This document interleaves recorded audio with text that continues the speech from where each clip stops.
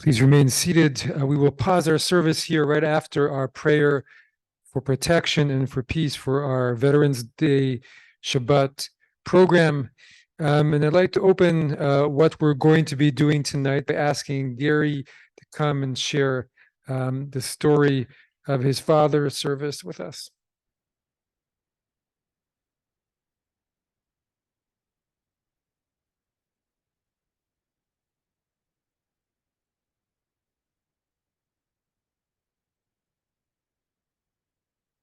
This is based on a story told to me by my father, who served in the Pacific Theater during World War II. So it's part fact, part fiction, since I wasn't there. It's mid-afternoon and pouring rain as my unit follows the initial morning assault on the Guam beachhead in July 1944. I'm a medic's assistant in Company D of the 102nd Battalion. My assignment is to carry casualties back toward the beach in safety. As soon as we land, like the landing party ahead of us, the enemy forces pin us down. Despite the hail of bullets, we move forward with our stretchers. There's a huge explosion as a mine goes off in front of me.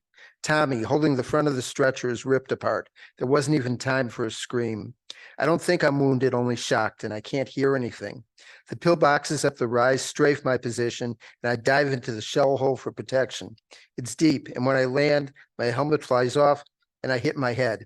Soon I'm covered by sand and mud and rocks. Within a few moments, I'm in an exhausted sleep and dreaming of Sylvia. I'm home. It's August 1942, the last summer before they turned me into a soldier.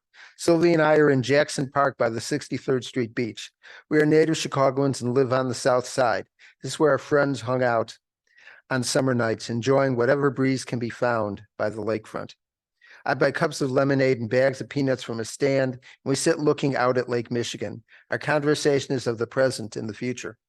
Hank, the lake is so beautiful, she says, her brown hair flowing in the breeze. It sure is, Sil. We could have sat forever looking at the blue and green water with its soft waves.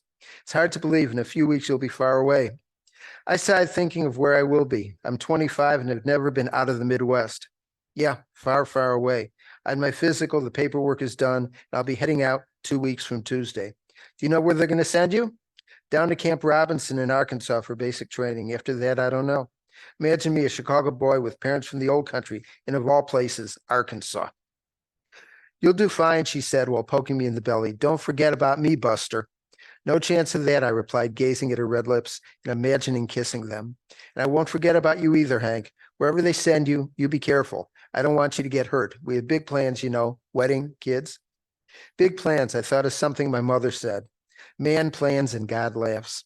I promise, Sil, I won't get hurt. We placed our arms around each other and I pulled her in for a kiss. It was as good as I had hoped.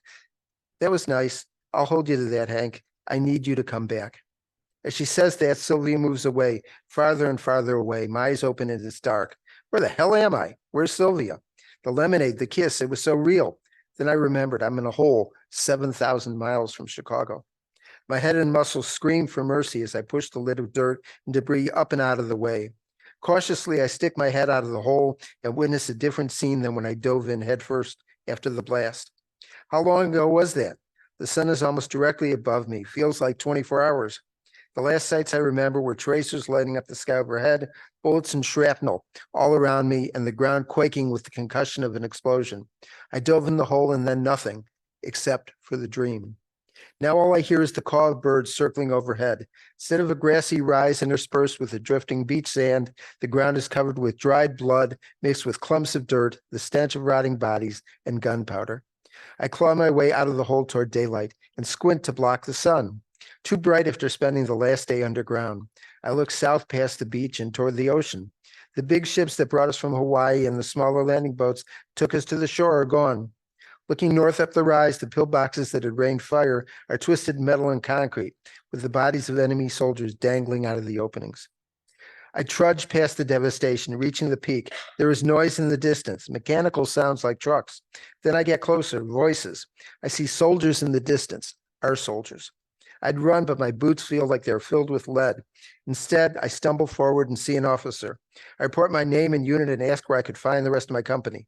I look wobbly and he grabs me by the shoulders. You okay, soldier? He asks. No, I wasn't, but I didn't want him to know how I was really feeling. I answer, yes, sir, and salute. Well, you don't look it. Take yourself over there, he said, and pointed toward a tent. I think you'll find your unit.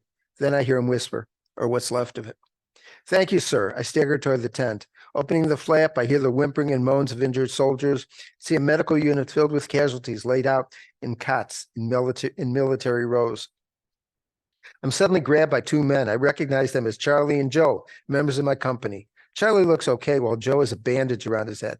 Hey guys, look, Charlie shouts. Look who it is, a tank. Put his arms around me. Hank, we thought you was dead. Joe asks, where were you, buddy? We looked everywhere for you and the other members of the company. Almost everyone was dead or injured. You weren't lollygagging, were you? Was he asking me? My head hurts. I'm covered in blood and my uniform is in tatters. I give him a shove and howl. Does this look like I was lollygagging? Well, where were you, soldier? Where was I? In a hole?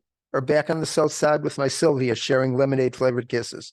I knew where I'd rather be.